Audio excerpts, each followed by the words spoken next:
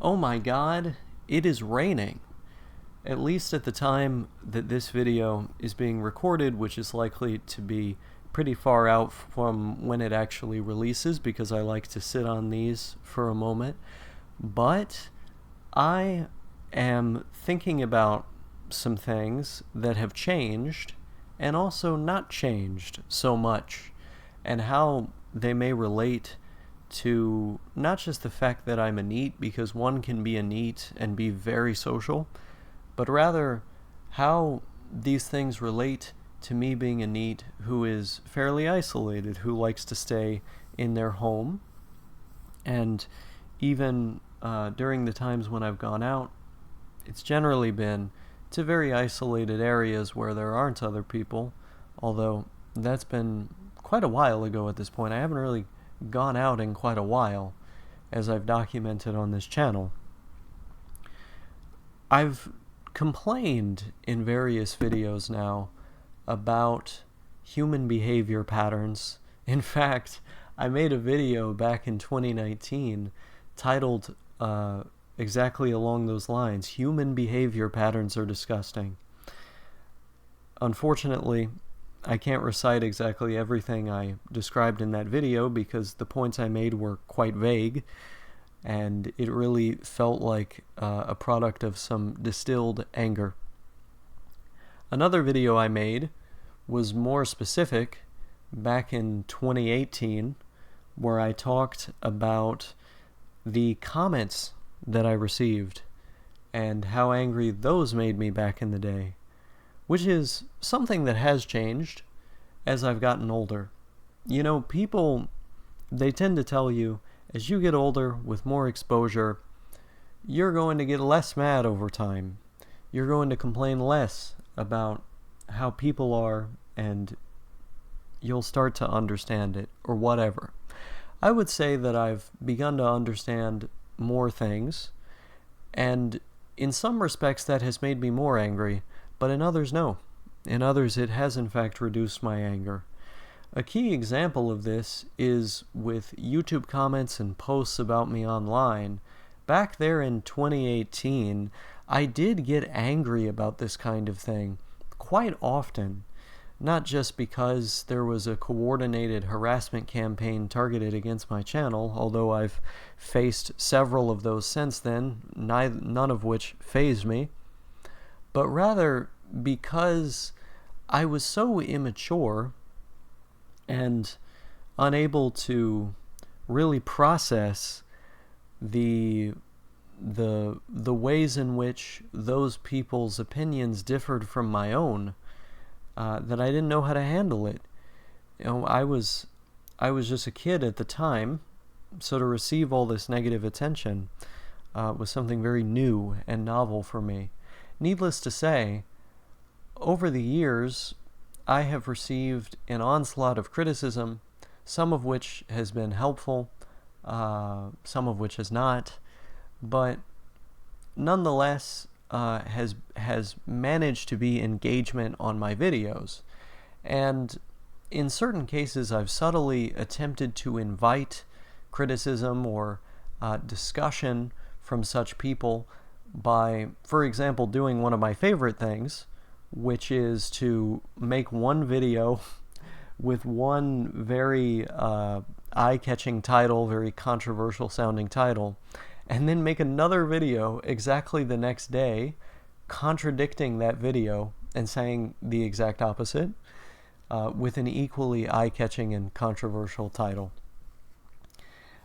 Sometimes I would throw little Easter eggs in the videos that people are meant to follow that are also meant to anger them. Because when you do these things, you generate discussion around your videos rather than having to go around posting them yourself. Other people end up posting them for you because they hate what you're doing and saying so much that they feel compelled to talk about you. Sure, it's not in a positive light, but when it comes to publicity, there's no such thing as negative publicity. And I started to really enjoy this because none of the opinions that people actually gave about me felt real.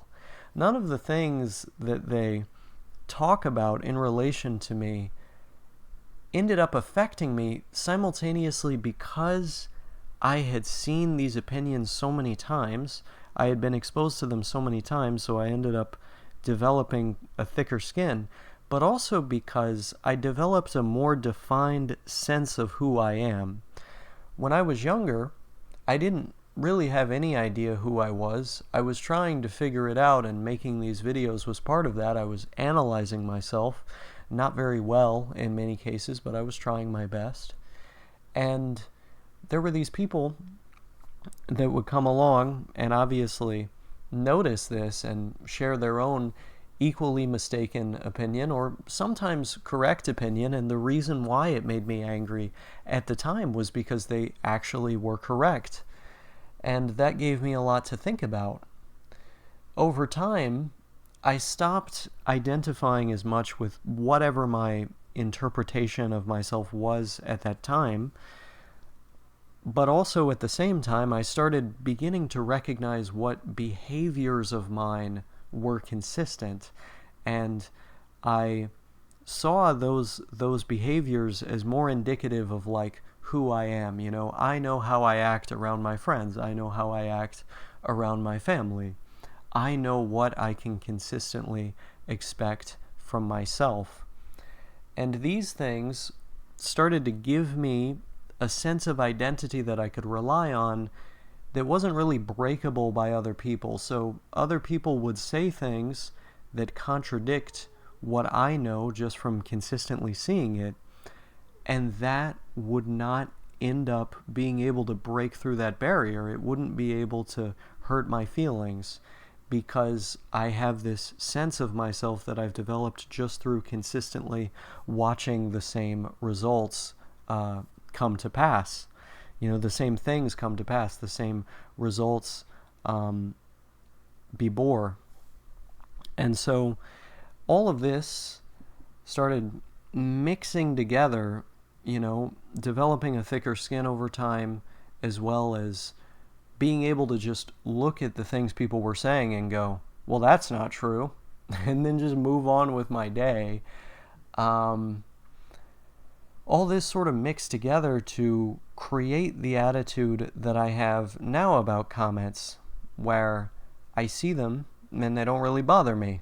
It's either just, oh, this is another fucking moron, or, oh, this person, you know, they've got the information that they have from this one video, but they're not really working with all the facts, or, oh, this person has a particular ideology that is coloring their perspective of the facts, because, you know, even if you and I have the same facts, ideology sort of allows you to have more cognitive dissonance and to sort through which information is most useful to push that ideology. So if you go outside and you're looking for blue cars, you're going to see a lot more blue cars than you normally do. People with a particular ideology do the same thing as they're sorting through information. And that allows them to generate this whole narrative about whatever they're watching or whoever they think they're watching. And that's a big part of it too. The impression that we get of people merely from watching them, even in a case like my own where I try my best to produce as authentic of a video as I can, there's a certain filter that occurs where you're not entirely seeing everything, just because when I am making a video, I have a series of points that I want to make. I try to say them in a way that doesn't waste your time. I want to be dense with how I put everything together. And oftentimes I'm formulating them as an argument, you know. I'm putting all this information together to create an argument that has a clear beginning and end. And the middle section is kind of just supplying that argument with more arguments. And then the conclusion obviously is meant to put it all together. There are videos that I have that are structured that way. Obviously, I'm not going to sound like that in everyday conversation, although at times I do, depending on if the other person wants to have that type of conversation with me. I'm always open to pulling out, that self.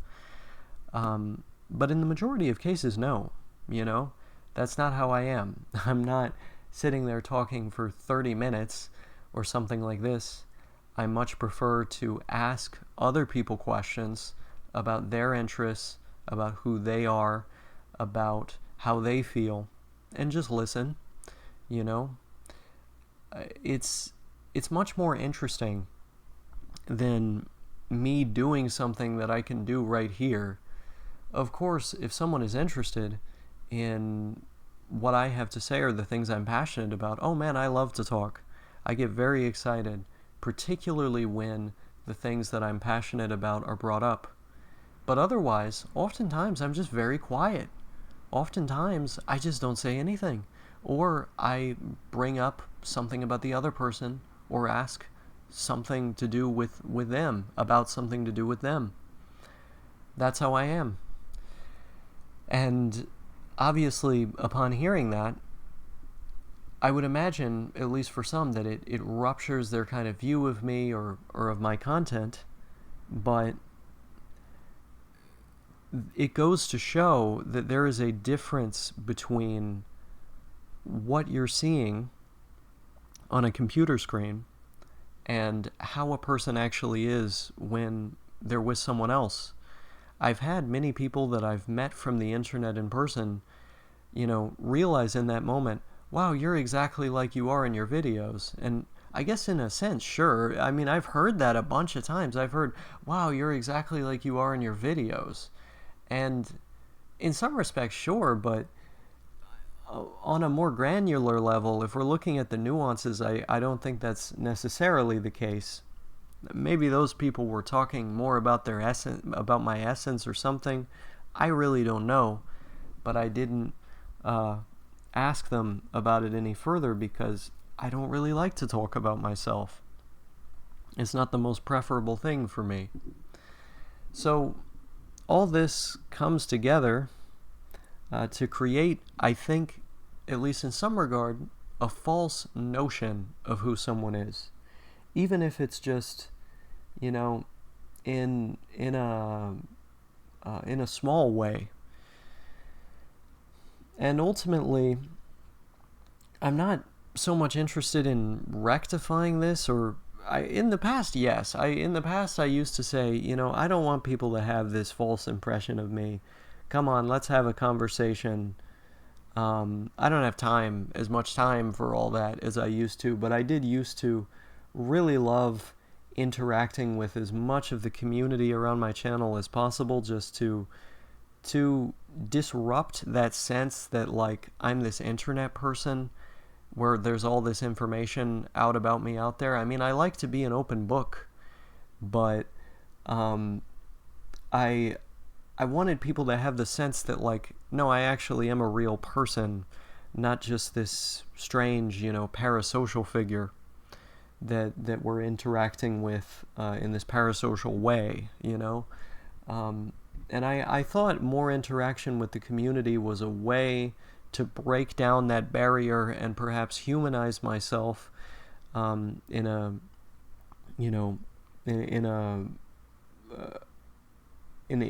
only way I knew how to, in the best way I thought I could. And I still enjoy interacting with the people who watch these videos because many of them are very insightful, many of them are very kind, many of them are very intelligent, and I feel a kinship with them, and I would like to hear their stories rather than just tell my own. It's exciting to find out that there are people out there who happen to be like yourself. When I made this video, or when I had the idea to make this video initially, I wanted to talk about a lot of things that I dislike about people and how they've changed over the years or how they've stayed the same. But what I wound up doing as I got on this thread of conversation here is recognizing that there are actually quite a few things that I like about people. I like their individuality, the things that make them unique, insofar as They do not, you know, threaten any boundary for other people, or, you know, do anything wrong. I'm talking about positive things that make people unique. There are people out there, individualists out there, that are just like, I like everything. Like, I want everything. I've met a couple people like that. They just, even if someone is really awful, they're so fascinated by them. And that's an interesting mindset to have. I'll just say that. It's an interesting mindset, not one I can totally relate to, but maybe from a more detached perspective I can, you know, if I'm really far away observing. But no, I don't want any part of criminality or immoral behavior or craziness. Leave me out of that. But in a general sense, I do like individuality and things that make people unique. I like to find out about it. I like to pick people's brains and discover, because that's what it feels like. It feels like a process of discovery. And in spite of all these complaints that I have about society and about other people, there is something truly magical about finding out more about other people's lore, about getting a sense of other people's lore and discovering. And moreover, there's an equally magical feeling that one encounters when they participate with them in almost like on an almost community-based level, you know, kind of helping them out, and maybe they help you out at a later point, you don't know, but just sort of feeling like, okay, I actually am useful for this other person.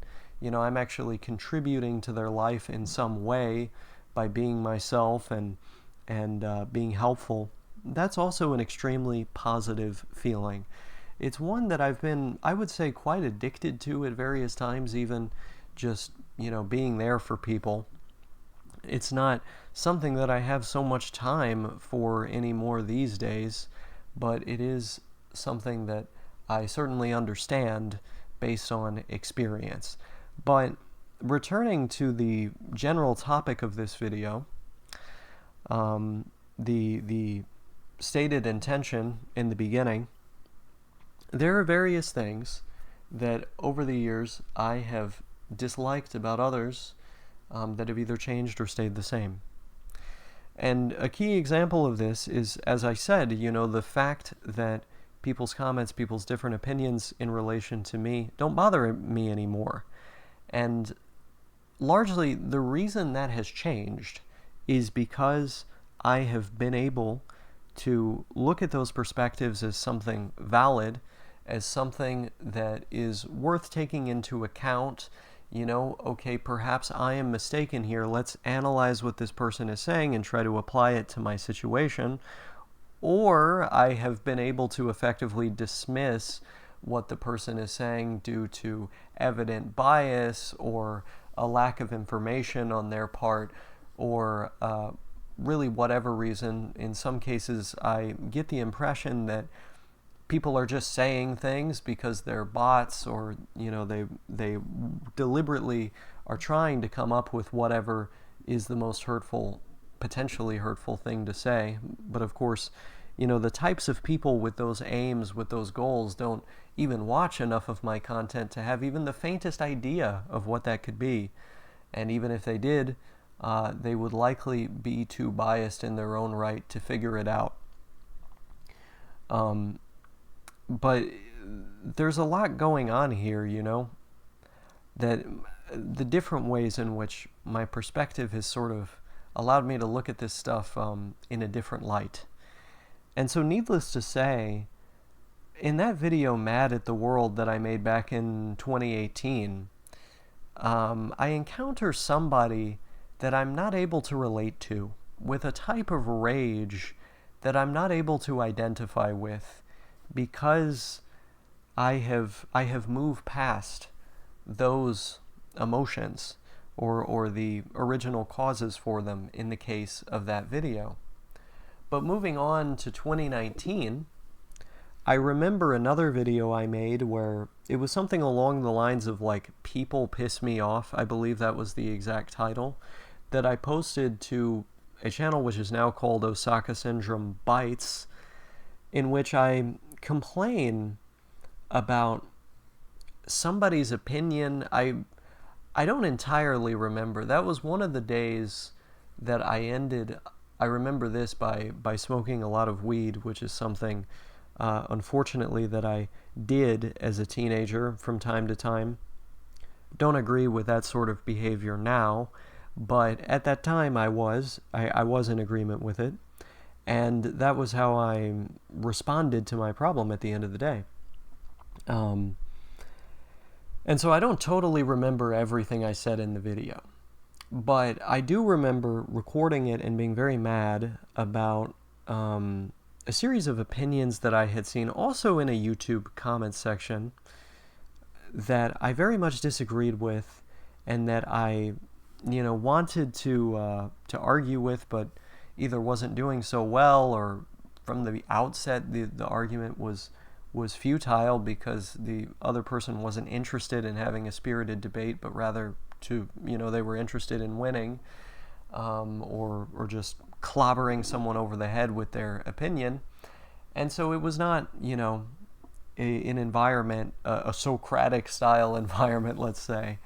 And I was there, just so pissed off over this. And I can't really find myself identifying with that guy either, because on the internet nowadays I encounter stupid opinions all the time. I encounter people who can't be reasoned with all the time. And a lot of the time I just ask them questions about their point of view, or I don't engage with them at all, or I just say my point of view and don't even look at the reply, and then that's it. It's very rare that I get into these extended back and forths with people, because it's just such a waste of time. It's not like you're going to learn anything new from them.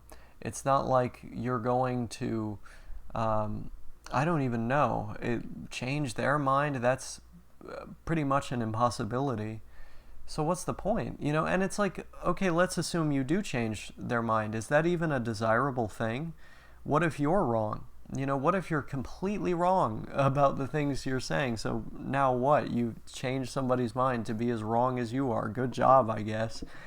What's the point? So I don't really get mad at that stuff anymore either. I'm very aware that nowadays everybody is living in their own information bubble, and as a result of the North Korean style media that exists on both sides of the political spectrum here in the United States, people live in entirely different worlds. And that is to say nothing about the way that the algorithm also curates a world of its own for you to view and to live in for all the time that we spend on the internet, which is a lot. And all of these things together create a system in which people are led to believe that their country is one way, that the world is one way, when the reality is usually more nuanced. There's usually a bit more going on. But with the algorithm being this way, and their beliefs being this way, there's ample territory for them to fight each other over in this imaginary space. And by having a society in which both bands are constantly fighting, you can, as the elite, you can thereby conceal the true nature of the system, whatever that is, if it can even be seen. I don't know if the true nature of the system can even be seen, but all of these structures in the media that exist essentially permit the continued existence of the status quo. And so I feel as though there are a series of distractions, deliberate or not. This is the effect that they have happening in the media right now. And they are carrying out the will, imagined or not, of the powerful. Ultimately, I'm not interested in all that. It's the spectacle. It's a big game. It's very silly. And so I don't find myself getting mad about those things either. Moreover, I'm not as sure in my own positions as I once was.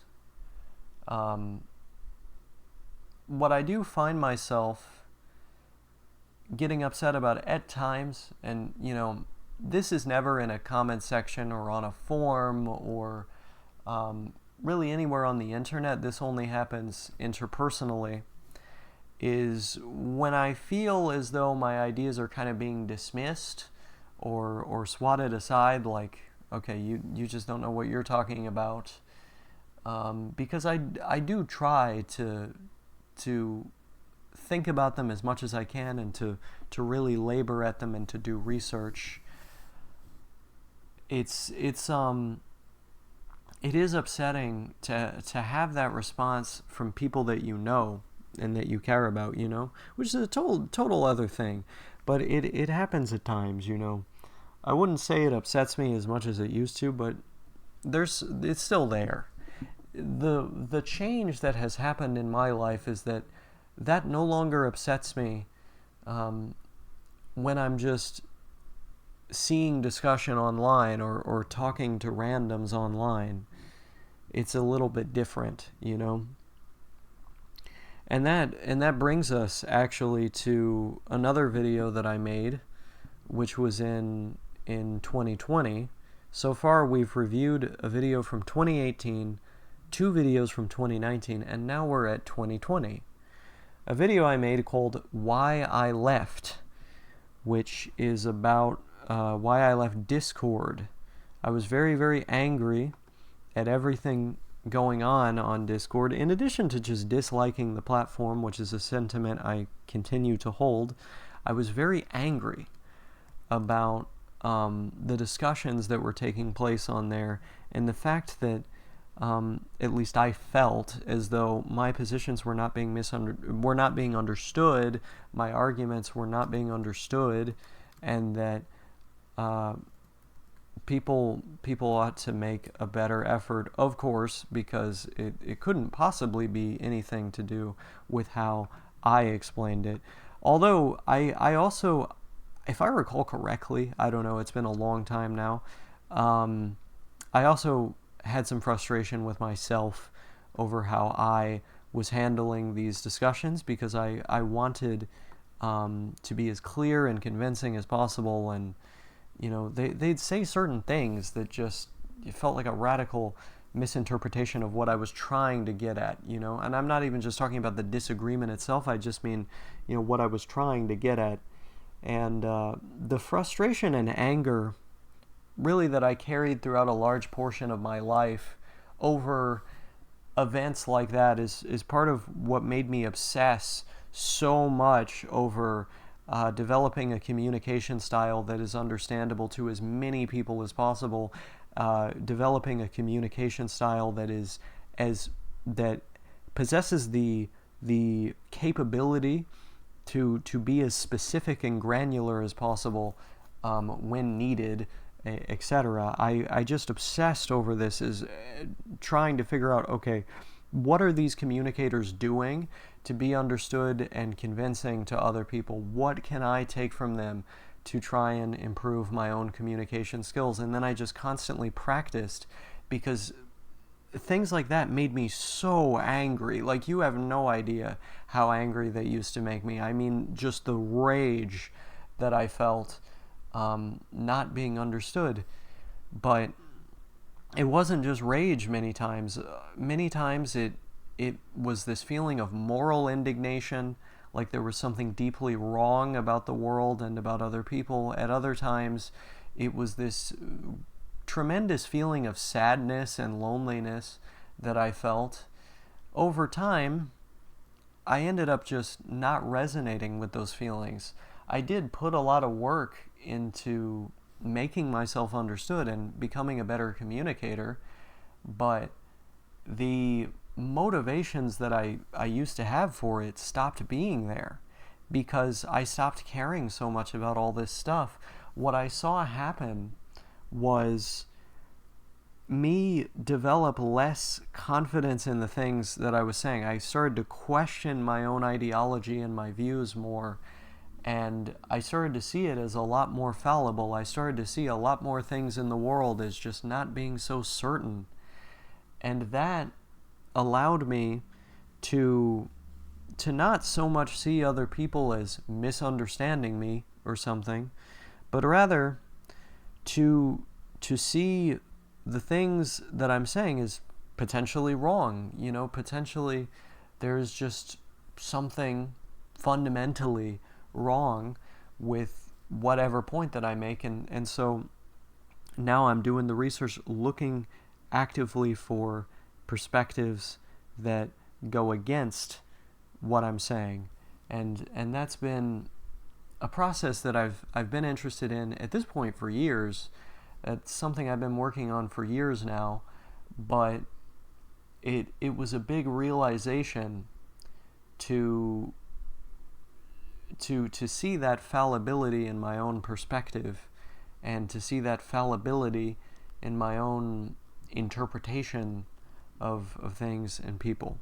All this is to say, I'm not perfect, Above all, when I'm talking to people like that I'm close to, that I care about, or that I have some sort of rapport with, even if I don't really care about them, I'm definitely sensitive to these things still. That continues being a problem.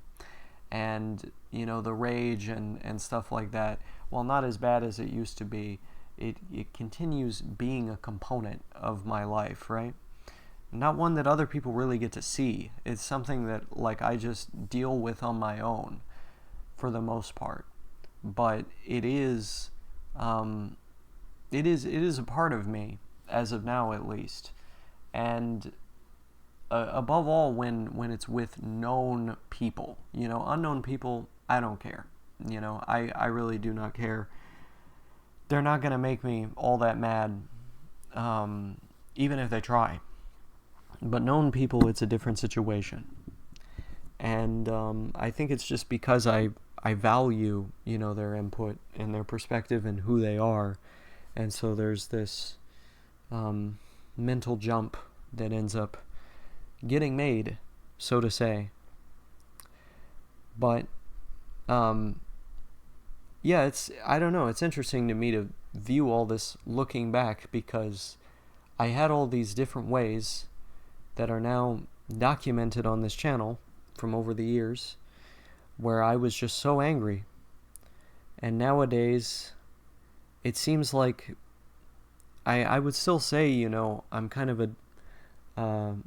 a person that is frustrated with the state of society and some of the day-to-day things about how things are, or just people's lack of consideration and things like this.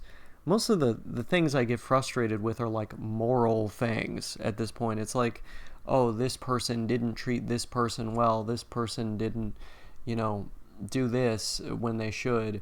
A lot of these rules that were instilled into me growing up, I experience some sort of indignation over when I see them violated. Things like speeding in a residential area will make me mad. Stuff like this. I'll see it, I just get mad and think, how can some people be like this and stuff like that. Taking advantage of defenseless people, another thing that tends to make me very angry. Harming defenseless animals or people, these things also make me very angry. It's like there are these things in my head that I see, and it's just, this is not right. It's on some fundamental level, there's just this feeling pushing me to go, this is not right. And that has been with me my whole life. My whole life I've been like this. Probably even more so when I was younger, just in terms of the intensity of the feelings, but I never stopped being like this. When I would see things that I associated with injustice and with unnecessary suffering to others in the world, people's rights being violated, or the conception of their rights that I have in my own mind, right? Because not everyone's is the same. Not everyone has the same code. Although I would say the kind that I believe in are, pretty universal. You can see them across various different societies and religions, but I digress. When I see this, I just get so mad, and it goes across ideology too, because I remember when Brian Thompson, the healthcare guy, was killed, or when Charlie Kirk was killed, two people whose actions I very much disagree with in a variety of ways, whose ideologies I disagree with in a variety of ways. When I saw them get killed in cold blood, something about it just made me angry.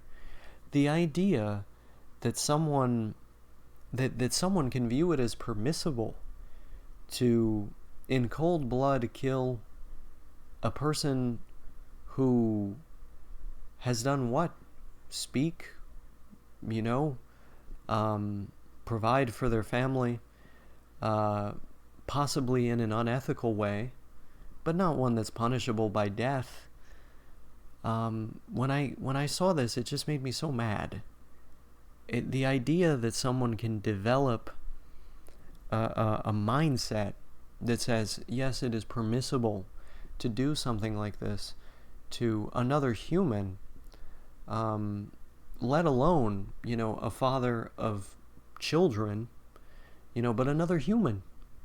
Before getting into all those specifics, another human. The idea that could happen, it just makes me so angry. The point that we've gotten into in society. And I have no doubt that people on both sides are increasingly viewing that type of action as permissible, and it makes me so angry.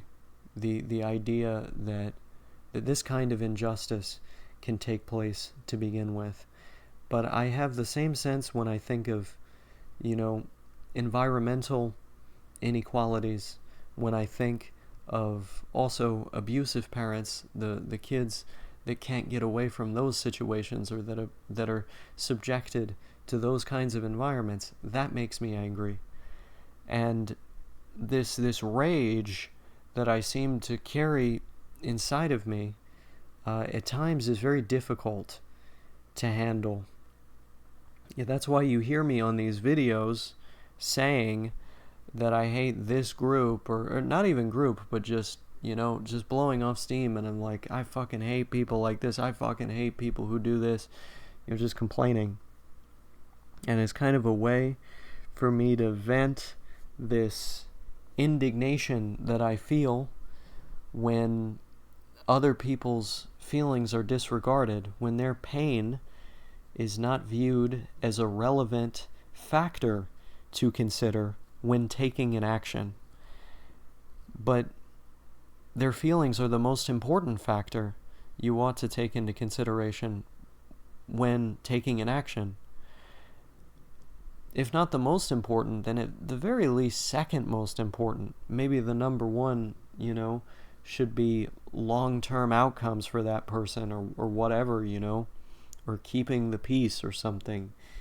It's all complicated, but these things have to be taken into consideration one way or the other. And what we see so often is a society that is uninterested in the feelings of others, in their lives, in their traumas, in their humanity. And I find myself profoundly alienated in a society such as this one, because in my mind these are the most important things to consider. And yet we're surrounded by people who do not consider such things. And this is a cause for anger, for rage,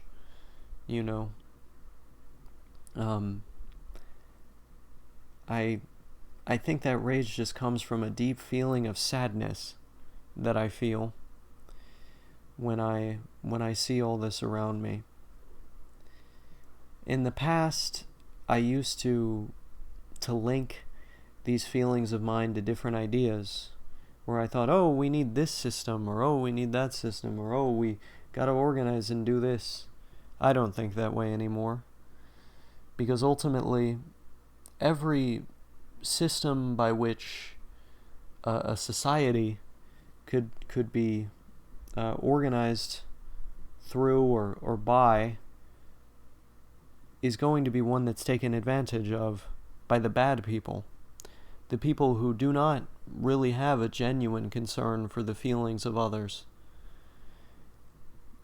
Anything that you try to do to change the world or to help humanity will inevitably be co-opted by people like that and be used to serve their own selfish, sadistic agenda. We've seen it time and time again throughout history. And so the only thing that I find myself with faith in is the idea that I can do my best on an individual level to reduce suffering where possible and to try and be a good friend. But beyond this, I'm met with a strong and sincere nihilism, not in the way that most people would envision the word, but rather in the sense that I don't see a viable solution to society's problems in the area of politics or what have you. A nihilism toward the idea of some sort of organizational change. And so, while I have that nihilism in that respect, I also feel a lot of meaning when I encounter people with the same mindset as myself, who also are sensitive to and attentive to the feelings of others, and also when I manage to successfully take those things into account and perhaps make somebody's day a little bit less bad, or at the very least not be a nuisance or a bother. Because one of the worst feelings for me is feeling as though I have in some way inconvenienced somebody or made them uncomfortable or hurt them in some way. Because my memory being the way it is, I have to carry that for the rest of my life, and I struggle to forget the visceral feelings that I had in that moment of I don't know if it's failure or shame or empathy, but the feeling that I have done something wrong and that doing the wrong thing is very bad. I don't know. It's all very strange. But I have my own system by which I determine these things as well. I don't seem to obsess over a lot of the same other things other people do. Above all, I just don't want to cause anyone pain or discomfort, These are things that I very much do not like. I think the rage that I feel is over, other people not caring about that kind of stuff. It's over other people's disregard for others. And that's where most of my rage comes from, these days, where most of my dissatisfaction with other people comes from. It's that. And I don't know if that'll ever change. This aspect of myself, I don't know if that'll ever change, because ultimately there's sentiments that I've felt, that I've carried with me forever. Just this idea that there's a great unfairness being dealt to a great many people, and that this shouldn't be a world where any child has to cry, where any person of conscience or innocence has to witness pain being dealt to those undeserving of it. Which is to say, virtually anybody, you know? I don't see how these things are helping anyone. Punishments, screaming, hitting, all these things, it just makes me so sad sometimes.